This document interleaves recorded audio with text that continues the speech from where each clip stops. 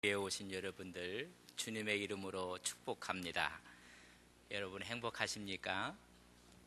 옆 사람한테 한번 여쭤보십시오. 행복하십니까?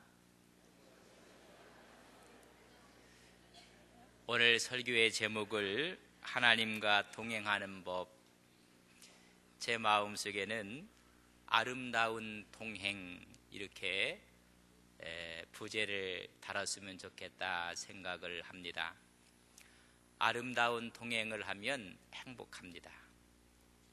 그 아름다운 동행이 무엇일까? 오늘 세 가지의 말씀을 통해서 여러분들의 이 아름다운 동행을 통해서 행복한 믿음의 삶이 되시기를 주님의 이름으로 간절히 바랍니다.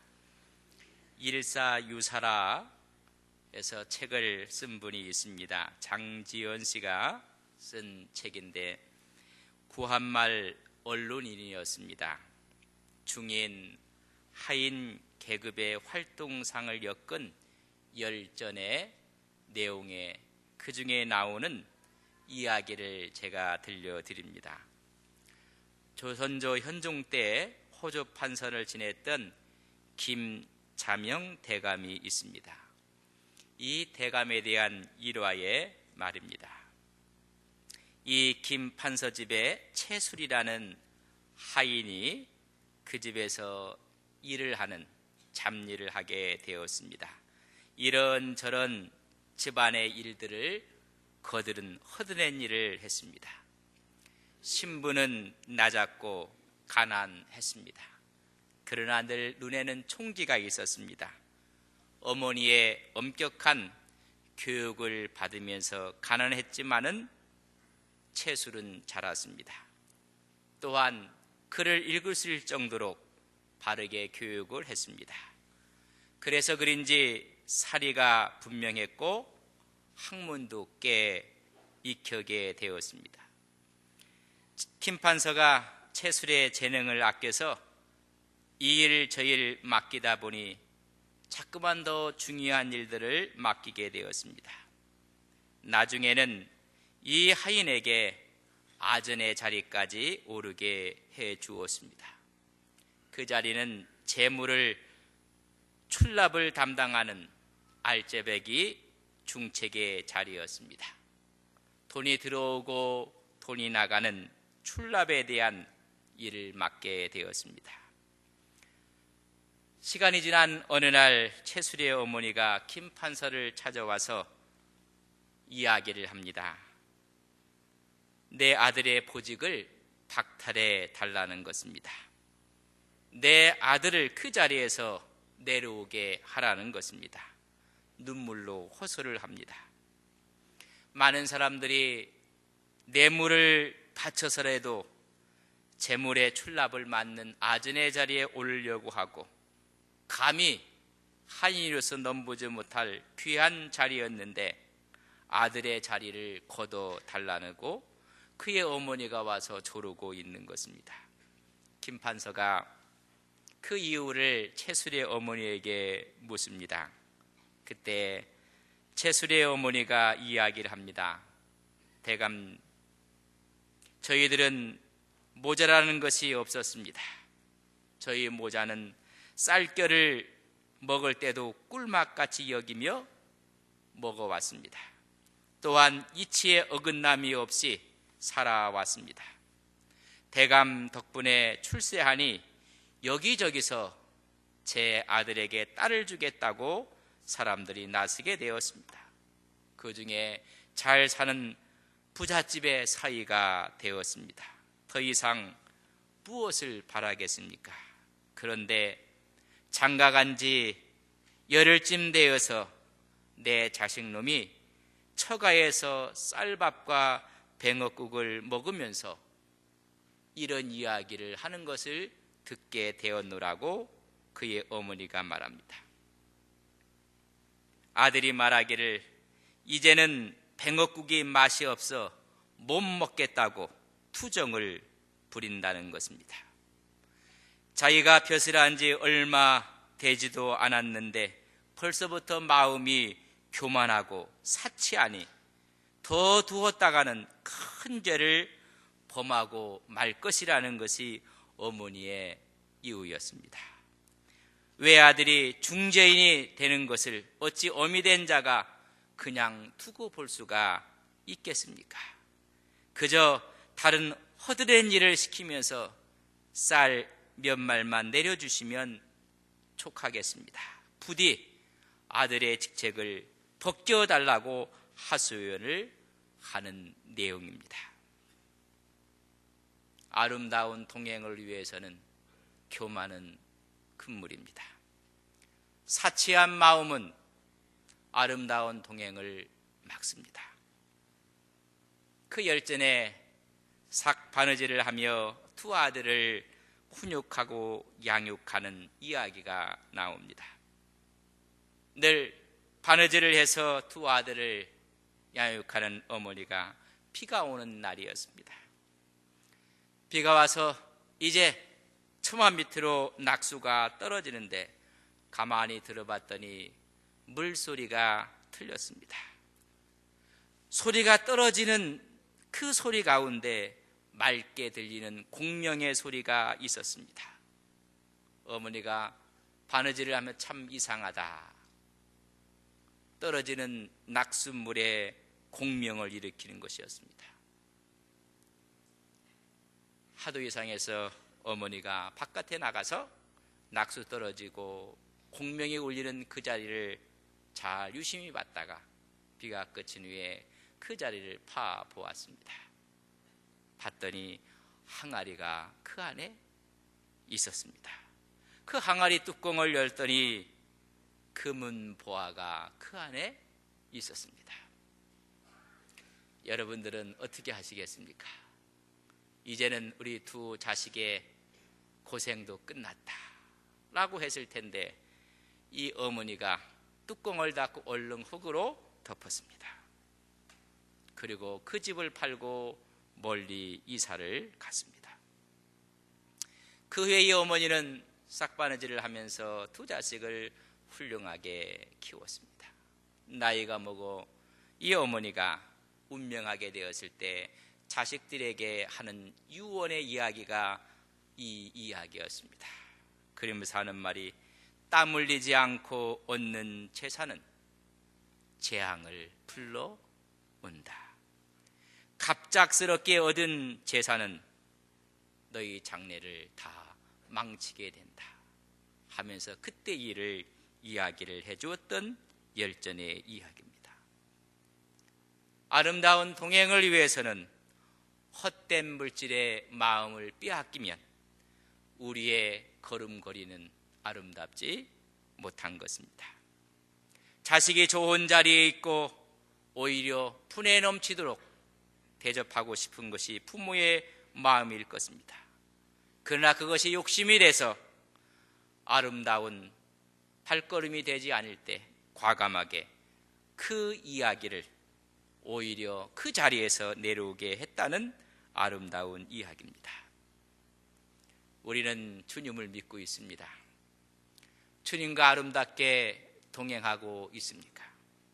나도 모르는 사이에 욕심이, 사욕이, 잘못된 감정이 우리의 아름다운 신앙의 동행을 막고 있는 것입니다. 영국을 가리켜 해가 지지 않는 나라라고 합니다. 빅토리아 여왕 시대에 해상무역의 최고조를 이루게 되었습니다. 그 이유는 선박 제조 기술이 많이 발달했기 때문에 그렇습니다. 또 하나의 큰 이유는 여러분 정확하게 방위를 재는 나침반이 있었기 때문에 가능한 것입니다. 그때 수많은 사람들이 유람도 하게 되고 관광도 하게 되었습니다. 그래 보면 배에 나침반이 2개가 설치되어 있습니다. 갑판에 하나가 있습니다. 누구나 다 볼 수 있는 장소에 나침반이 있습니다. 또 하나의 나침반은 돛대 꼭대기에 나침반을 설치해 두었습니다. 한 사람이 선쟁하게 묻습니다. 왜 이 배는 2개의 나침반을 갖고 있습니까? 왜 2개의 나침반을 갖고 항해를 합니까? 그리고 굳이 여기 가판에 있는 나침반이 있는데 위태롭게 돛대 끝까지 올라가서 매달려 있는 나침반을 보는 이유는 무엇입니까? 선장이 설명을 합니다. 이 배는 철로 만들어졌습니다. 때문에 불행하게도 가판 위에 있는 나침반은 간혹 주위에 있는 쇠조각들, 쇠로 인해서 고장을 일으킬 수가 있습니다. 제대로 방향을 가르쳐 줄 수가 없을 때가 있습니다. 하지만 저 돛대 꼭대기에 있는 나침반은 어떤 영향도 받지 않고 제 위치를 가르쳐 줍니다.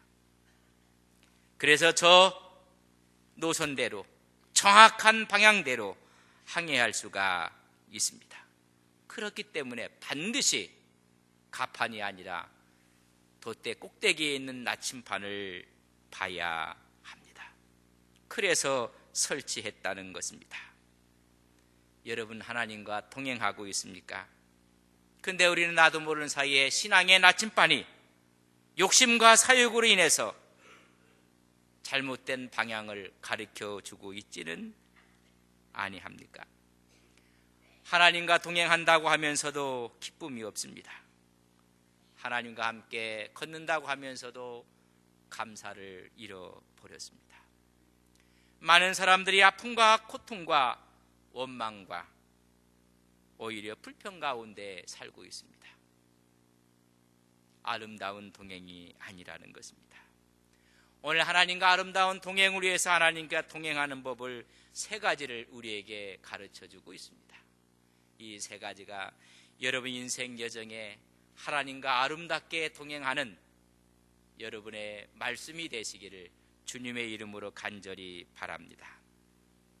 이스라엘 백성들은 첫 번째 유월절을 애굽에서 지켰습니다. 출애굽기 12장 21절 이하를 보면 첫 유월절 애굽에서 지켜서 애굽 군대 바로 노예 상태에 여기서 저들이 해방을 받게 됩니다. 두 번째 유월절은 오늘 민수기 9장을 읽었는데 그 전에 9장 1절부터 14절에 광야에서 지킵니다. 시내산에서 저들이 두 번째 유월절을 지킵니다. 유월절을 지키며 광야를 거쳐 가나안 땅에 들어가게 되는 것입니다. 세 번째 유월절은 여호수아 5장 10절에서 12절에 나옵니다. 가나안 땅에서 저들이 유월절을 지킵니다. 여리고 성을 무너뜨리기 전, 가나안 전쟁을 시작하기 전 그들이 유월절을 지키는 것입니다.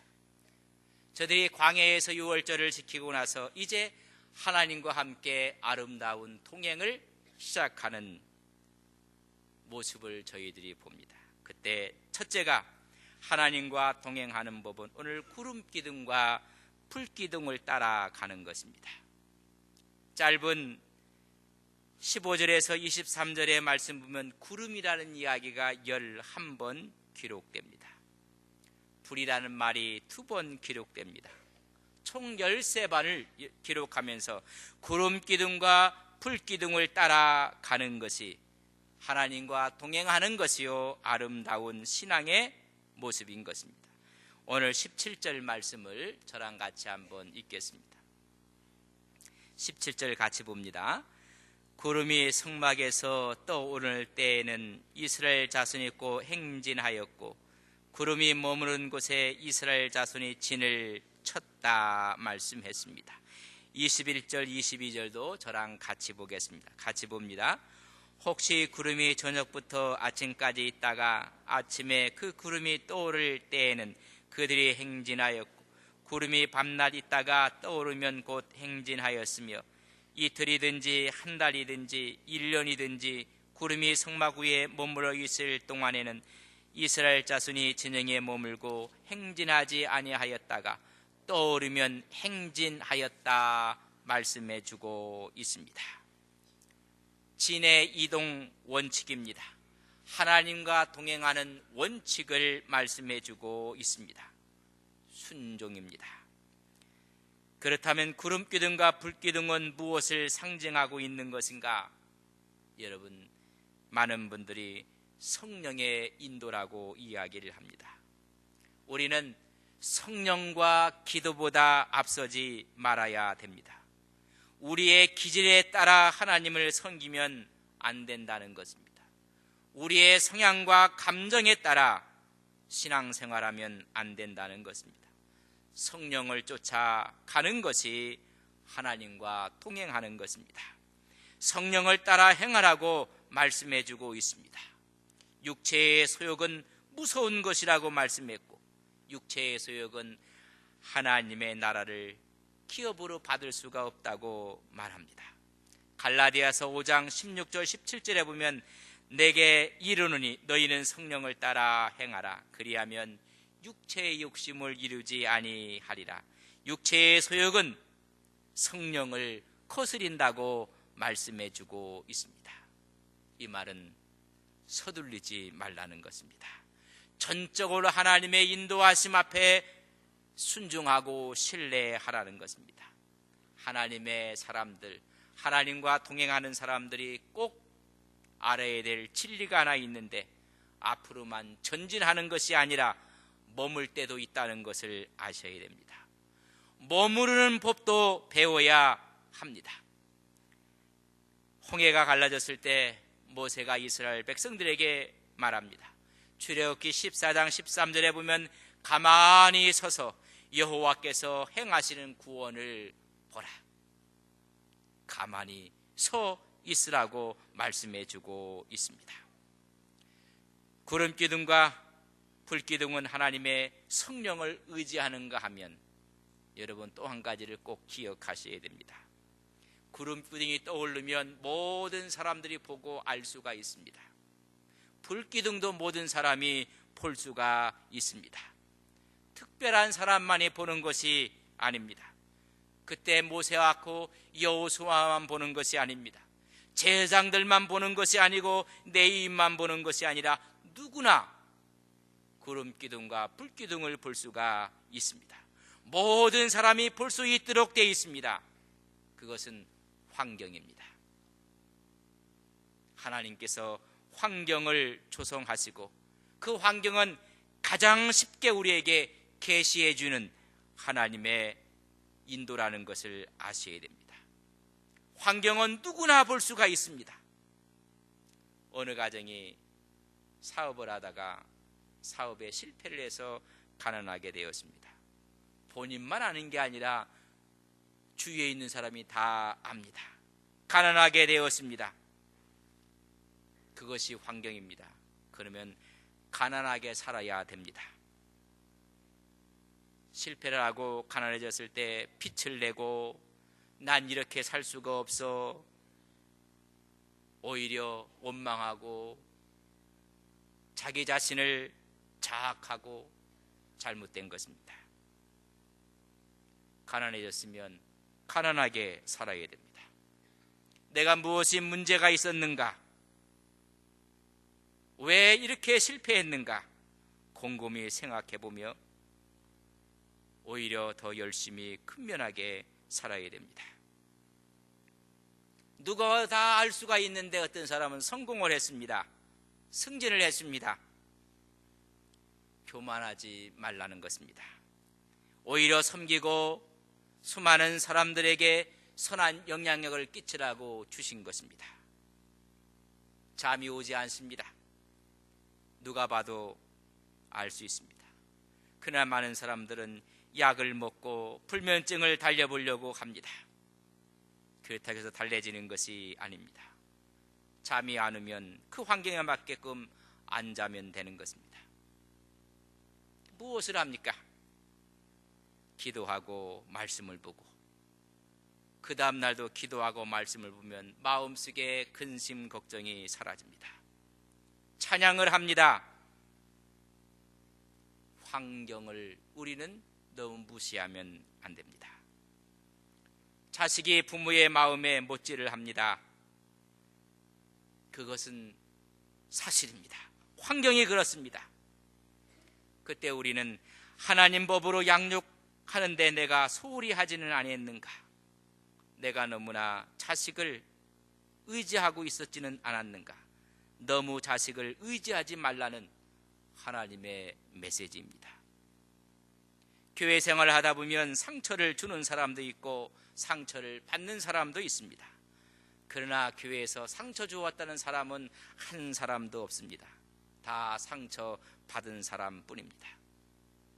제가 목회를 하면서 상처받았다는 이야기를 종종 들어보기는 하지만은 상처 주었다고 하는 사람은 한 사람도 못 봤습니다.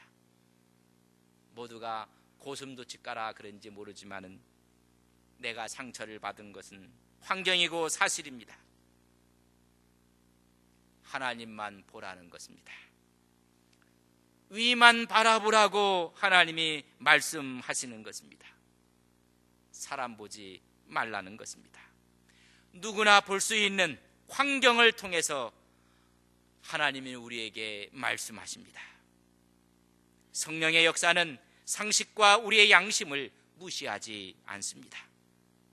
거기서 하나님의 뜻을 발견하고 아름다운 통행을 하는 것입니다. 두 번째입니다. 두 번째는 여호와의 명령이라는 말이 기록되어 있습니다. 오늘 저랑 18절에 있는 말씀을 함께 보겠습니다. 18절입니다. 함께 봅니다. 이스라엘 자손이 여호와의 명령을 따라 행진하였고 여호와의 명령을 따라 진을 쳤으며 구름이 성막 위에 머무는 동안에는 그들이 진행에 머물렀고 20절입니다. 혹시 구름이 성막 위에 머무른 날이 적을 때에도 그들이 다만 여호와의 명령을 따라 진영에 머물고 여호와의 명령을 따라 행진하였으며 23절 한 절 더 마지막으로 함께 봅니다. 곧 그들이 여호와의 명령을 따라 진을 치고 여호와의 명령을 따라 행진하고 또 모세를 통하여 이르신 여호와의 명령을 따라 여호와의 직임을 지켰더라. 여호와의 명령, 기록된 하나님의 말씀에 따라 사는 것입니다.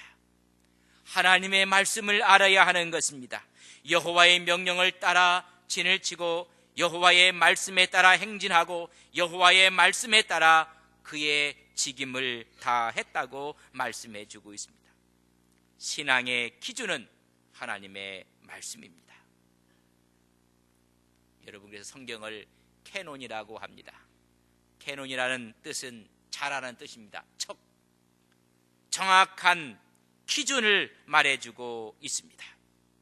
하나님과 아름다운 동행을 위해서는 말씀 앞에 서야 됩니다. 어떤 분은 간혹가다 기도하는데 계시를 받았다고 하기도 하고 나는 꿈을 꾸었다고 하면서 그렇게 가는 분들이 있습니다. 꿈을 꾸고 또 다른 계시를 받았다는 것은 여러분 부차적인 것은 될 수 있지만은 원론적인 것은 아닙니다. 그것을 객관화시킬 수가 없습니다. 하는 분들은 꿈을 꾸었다고 하고 집사님 제가 꿈을 꿨더니 한 번이 아니라 두 번씩 꿈을 꿨는데 수지 맞을 거라고 이걸 하시면 좋을 것 같다고. 아닙니다. 신천지의 수법이 그렇게 이야기합니다. 꿈을 꾸었는데 집사님은 이 자리에 있을 뿐이 아닌데 한 번 꾼 것이 아니라 두 번 꾸었습니다. 꿈을 이야기하면 절반은 신천지 쪽에 가 있다 생각해도 틀림이 없습니다. 하나님의 말씀이 뭐라고 말씀했는가를 우리는 중요하게 생각을 해야 됩니다. 집사님 꿈을 꿨더니 집사님 큰일 날 것 같습니다.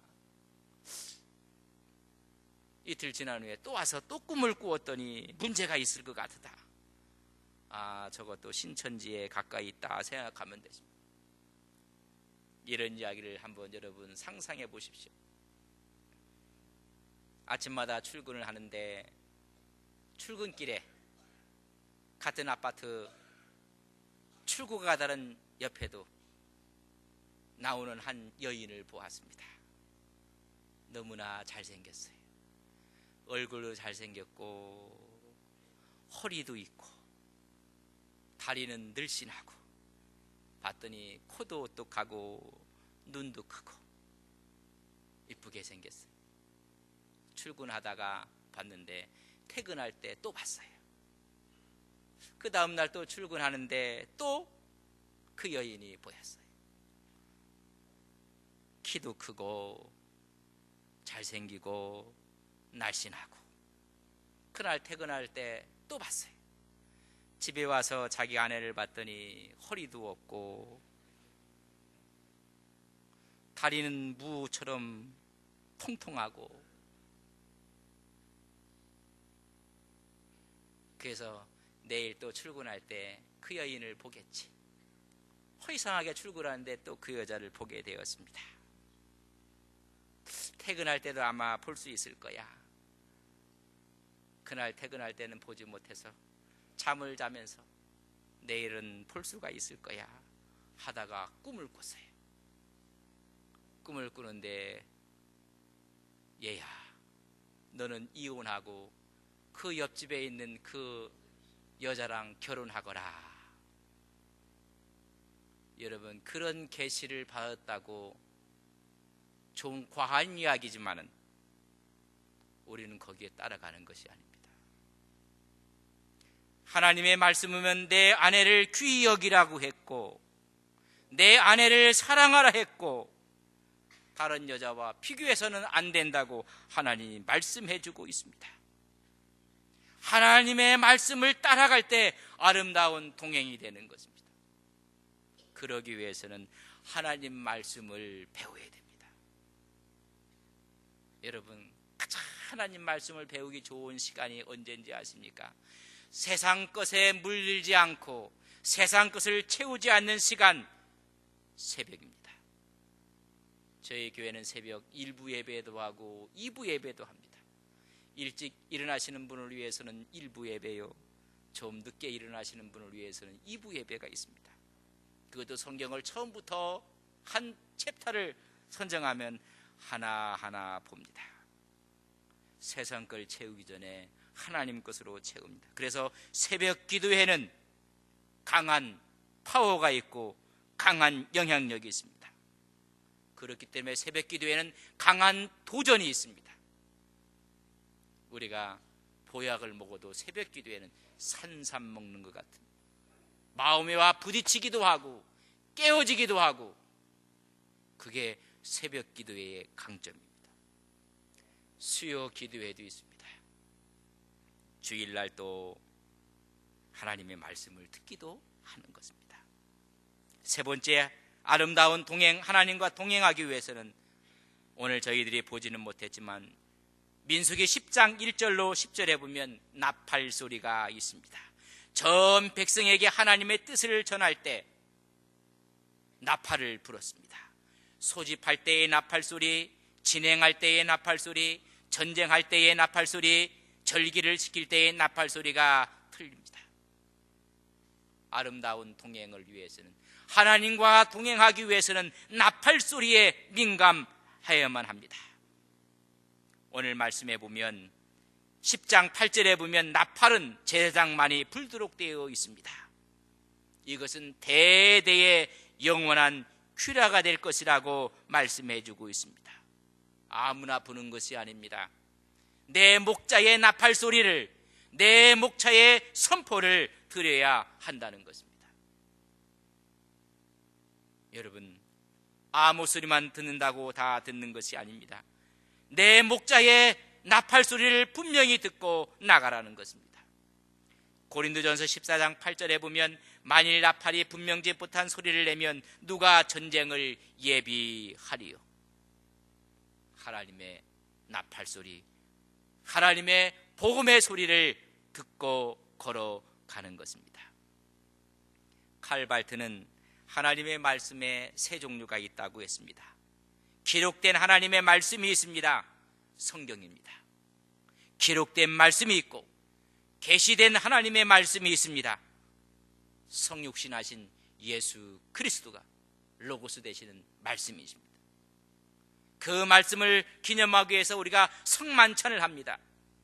보여지는 말씀, 계시된 말씀입니다. 세 번째는 선포된 하나님의 말씀이 있다. 강단에서 하나님의 말씀을 증거하는 설교 메시지를 말해주고 있는 것입니다. 하나님과의 아름다운 통행을 위해서는 이 세 가지의 원칙을 지켜나가는 것입니다. 구름기둥과 불기둥입니다. 우리의 환경을 무시하지 마십시오. 하나님의 세미한 음성을 들어야 하는 것입니다. 하나님의 기록된 말씀을 읽어야 하는 것입니다. 하나님의 말씀을, 선포된 말씀을 들어야 하는 것입니다. 우리가 성경을 읽을 때 선포되는 말씀을 통해서 하나님의 말씀이 들려지는 것입니다. 칼발트는 말하기를 성경 안에서 하나님의 말씀이 우리를 기다리신다고 했습니다. 우리가 성경만 열기만 열면, 귀를 열어 하나님 말씀을 들으려고만 하면 하나님 말씀이 우리를 기다리고 있습니다. 구름기둥과 불기둥, 하나님의 명령과 나팔소리 앞에 민감하고 오히려 귀를 열어 하나님께 순종해 나가시며 하나님과 아름다운 동행, 하나님과 동행하시는 우리 안동서북의 온 성도님들이 되시기를 주님의 이름으로 간절히 바랍니다. 그 발걸음이 승리의 발걸음이요, 행복의 발걸음이요, 하나님과 영원히 동행하는 축복된 발걸음이 될 것을 믿습니다. 하나님과 동행한다고 하면서 하나님의 말씀이 없었습니다. 들려오는 선포된 말씀이 없었습니다. 성령의 민감한 순종함이 없었습니다. 우리 스스로를 돌아보면 하나님과 동행한 것이 아니라 우리의 감정과 우리가 갖고 있는 그 모든 것들과 걸어갔던 우리의 모습을 봅니다. 내 생각이었고, 내 지식이었고, 내 판단이었고, 내 감정이었습니다. 하나님, 우리는 아름다운 동행을 하고 싶습니다. 장지연의 일사유서에서 하나님, 교만이 아름다운 동행을 깨트립니다. 욕심이 아름다운 모습을 깨트립니다. 우리는 주님을 바라보고 나간다고 하면서 우리의 나침판은 이미 잘못되어 고장나 있지는 아니합니까? 하나님, 다시 한번 구름기둥과 불기둥을 바라봅니다. 하나님의 명령을 읽습니다. 하나님의 선포된 말씀을 듣습니다. 여기에 민감하게 순종함으로 아름다운 하나님과의 동행이 있게 하옵소서. 성경 안에서 하나님의 말씀이 우리를 기다리고 있습니다. 늘 말씀 앞에서 순종하며 나갈 때 하나님과 아름다운 믿음의 통행이 되게 하옵소서. 예수님의 이름으로 기도 올리옵나이다. 아멘.